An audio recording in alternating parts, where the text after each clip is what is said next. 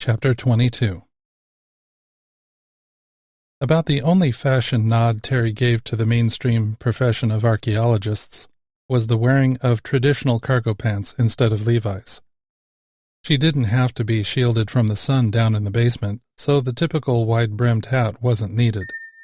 Boots weren't necessary either, since there was no trudging through the mud. In the museum archive, however, there was plenty of dust, which is why Terry kept a supply of rags with her at all times. If she found herself in a new location and wanted to lean against or sit on something, it invariably needed a good wipe first. After going on the perimeter walk of the entire archive like she had done the previous day, it was apparent she needed to create a map of some sort. She took a drawing pad with her, as well as pencils, tape, and index cards. Her plan was to draw a crude representation of the archive on paper and to number the racks individually. As she assigned a number to each rack, she wrote the number on an index card, taped it to the end of the rack above the bank of filing cabinets, and included a cursory idea of the type of inventory found there. By the time she got to where she found the beeper, the rack ended up being number 49. She hadn't figured out exactly how to identify the individual shelves and positions of each item on them, but that would come in time. As she made her way through the archive, it was surreal how each and every turn brought her face to face with a new discovery, at least new to her. There was an entire section dedicated to Greek mythology. Collections ranged from plant and animal fossils to antique toys. There were several types of stuffed animals in the taxidermy section. She even encountered a whole section dedicated to replicas of the inventions of Leonardo da Vinci. Several complete sets of fossilized skeletons of various dinosaurs were in the large storage rooms at the back. She made her way to the rear section of the archive room, where she had found the beeper the day before. Since it was just about time for lunch with Lynn, Terry decided now was as good a time as any to take those selfies with the gold chain she had brought from home. Setting down her writing materials, she reached into her pocket and took out the chain. After taking the pendant from its velvet-lined home in the rack 49 drawer, she threaded the chain through the loop at the top, put it on, and reached into her pocket for her camera. At that very moment, she felt an overwhelming calm in her body, and what seemed like an incredible rush of adrenaline. Everything went black for her, yet she maintained her balance and consciousness. Later, when describing this moment, she was hard-pressed to relate why the loss of sight wasn't terrifying to her. In reality, it never even came close to causing fear. While standing there, Terry continued to experience complete calm and contentment. Earlier, she had only been thinking about the job at hand. Now those thoughts seemed far away. For that short period, she felt at one with the universe. She listened to her own breathing, concentrating on the beat of her own heart. As if waking from the most fulfilling deep sleep she had ever experienced, her sight gradually faded back in, and she was once again able to see with perfect clarity. Stepping back a bit, her legs encountered a chair, so she sat on it, ignoring the inch-thick layer of dust it probably had. Beep. After Terry flipped it over and pressed a combination of 3 glyphs in a specific sequence, the pendant gave off 3 beeps in quick succession, then fell silent. For seconds, minutes, or hours, she had no sense of time at the moment, she stared at the golden beeper in her hands. With the passing of time, more and more clarity and understanding about this small trinket in her hands came to the fore. Somehow she knew it would now remain quiet. After waiting quite a while, it became evident the beeper was now silent. Staring at it, Terry began to realize how odd it was she knew the specific sequence of glyphs to get the beeping to stop. How did she know that? As she sat there on a dusty chair, she reached up to her forehead and wiped it with a clean rag, all the while wondering what was happening to her.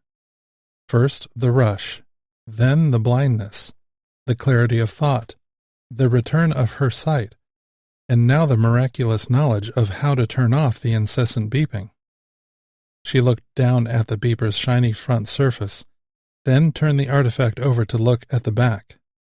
As soon as she did, she looked at the most prominent glyphs at the top and instantly knew what they said. "Galimar," Terry said under her breath.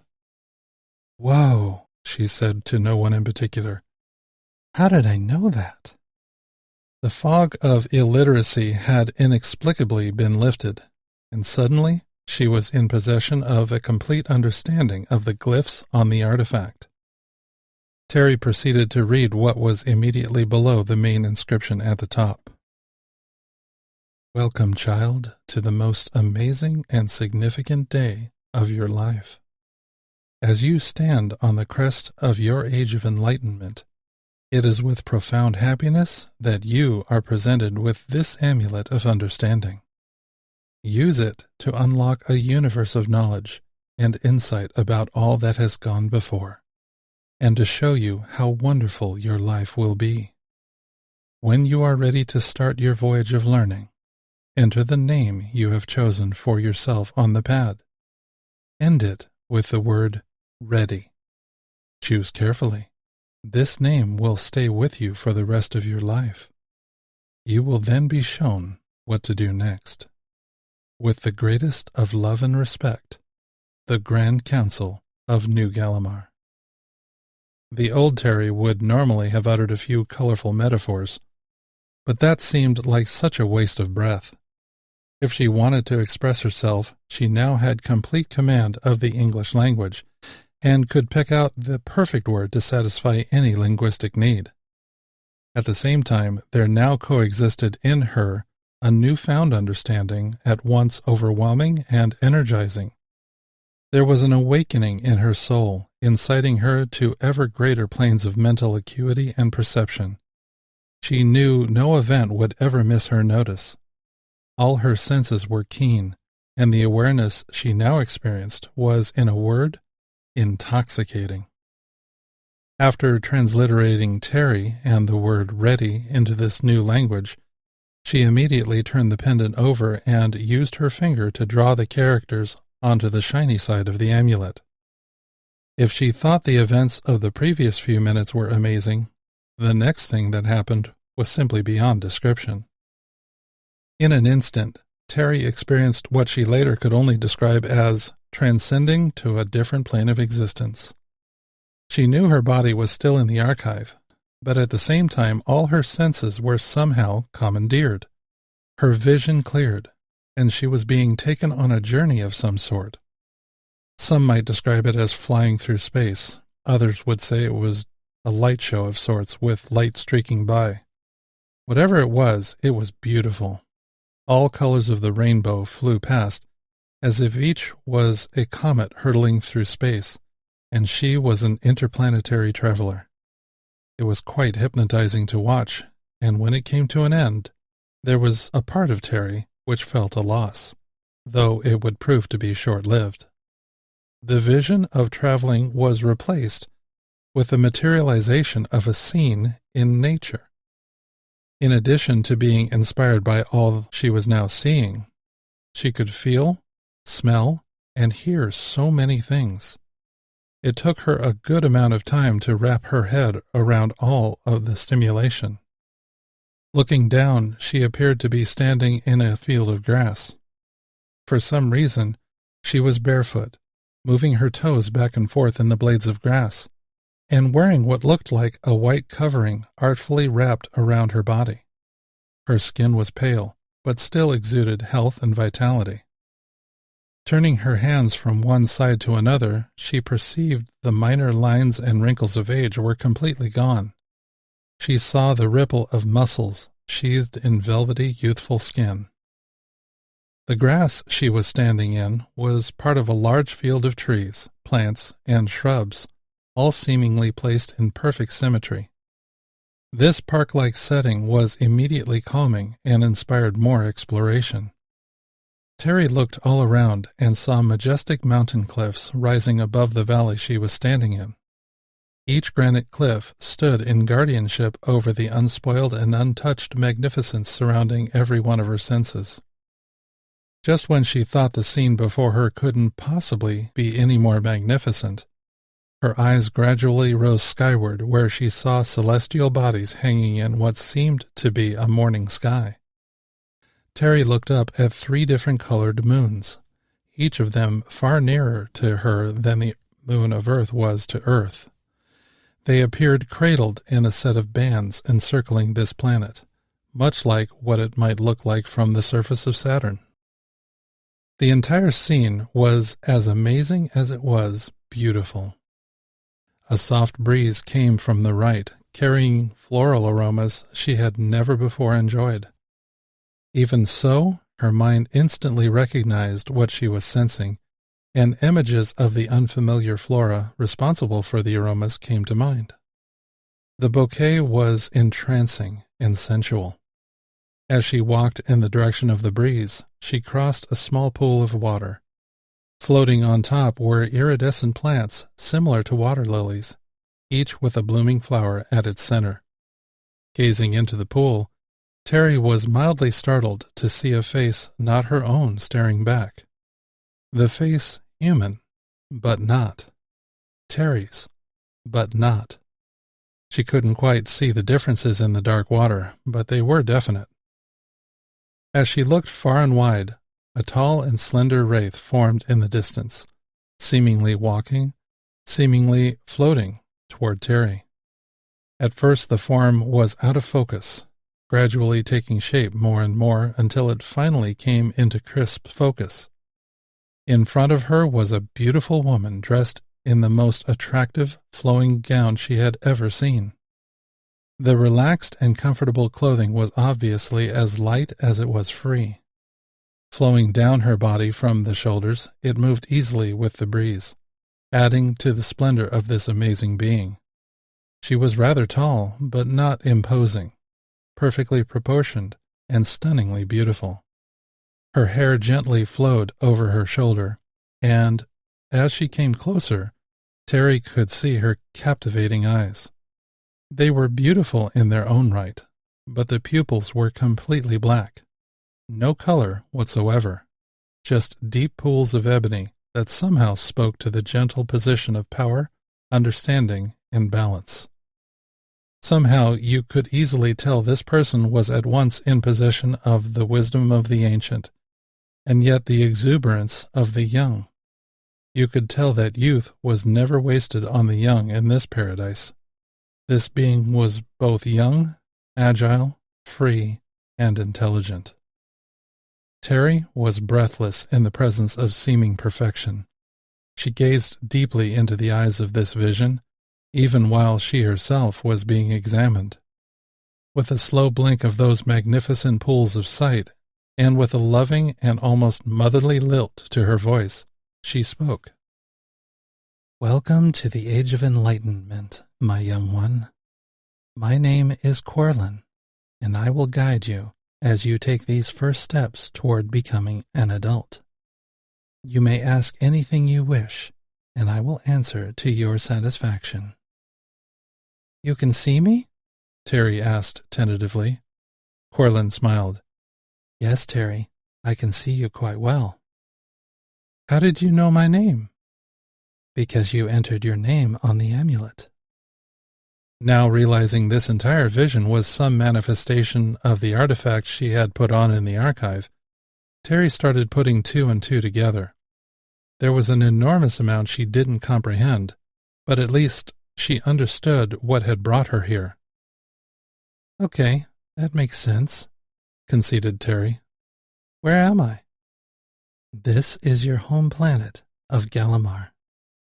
Corlin could see the look on Terry's face portraying confusion inside. "Yes. Well, you now live on an island on a planet named Eden. This is the planet from where your people came.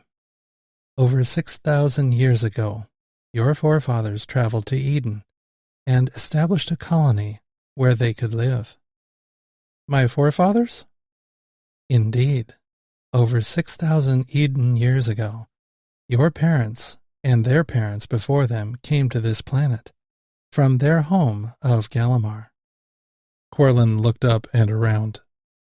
The world you see here is what Galimar looks like. It is a beautiful world where all life is respected and where the enlightened enjoy living at one with each other and with their environment.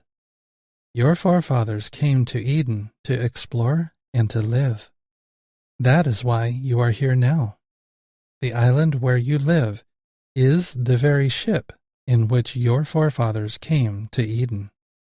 Now that you have reached the age of enlightenment and have put on the amulet of understanding, I am here to begin teaching you all about your race of people and your heritage. Terry took in all Corlin said, but now had to figure out how to proceed. She had an enormous amount of automatic understanding, but there was so much she didn't know. It was obvious Corlin thought Terry was someone she wasn't, but it might be better to go along with the charade of being who Corlin thought she was, a child who didn't know much. That wasn't far from the truth, so she just started to ask questions. How did I suddenly come to know how to read the outside of the amulet? Was Terry's first question. As soon as you put on the amulet of understanding, the amulet began communication with your mind. It transferred a basic understanding of our written language, and this is how you knew to enter your name into the pad. And this planet I am now seeing is Galimar? Yes. This planet where I live is called Eden? Yes.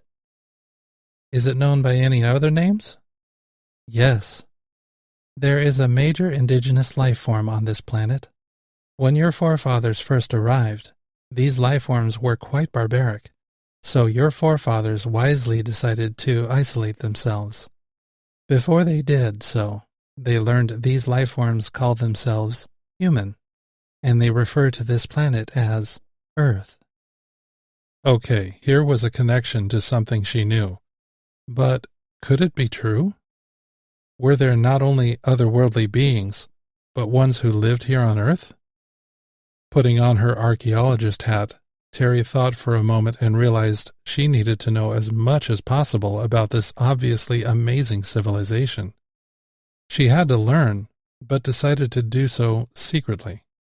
Knowing it could take a long time to learn all she wanted to know, she would need to come and go quite often and ask more and more questions from Corlin. This led to her next question. I like learning from you, but I may need to go and then come back. How do I do that? You will notice there is an amulet around your neck here as well as around your neck in the outside world. When you are here, just swipe your finger across the pad to return to the outside world. When you are there, enter your name and the word ready. To come back here to ask me more questions. Terry looked down. She was wearing the same amulet here as she had put on in the archive. She picked it up and swiped her finger across the pad. With what felt like the rush of a stiff breeze, Terry was instantly transported back to the archive room where she had remained seated. She felt fresh, alive, and powerful. Looking around, all was as she remembered it being before she had put on the amulet, except for her cell phone, which lay sprawled out on the floor where she apparently dropped it earlier. Obviously, selfies were no longer at the top of her priority list. After getting her bearings and trying to wrap her head around what had just happened, Terry thought about how her friend was going to be irritated at her for being late to lunch. Blinking a few times, she looked at her watch. Terry was stunned to realize that even though she thought lunch had come and gone, she had only been sitting in the archive for 15 minutes. With all the time she had taken exploring the valley floor and the environment presented to her in the amulet, it actually felt like several hours. Hey fellow Galimarians, this is Dan Adrian, and I just wanted to say thank you for listening to my book. If you can, please click like down below because it really helps me bring these videos to you and lets me know what you like. Also, if you haven't already, please subscribe and click on the bell so that you'll get notified when I release more chapters.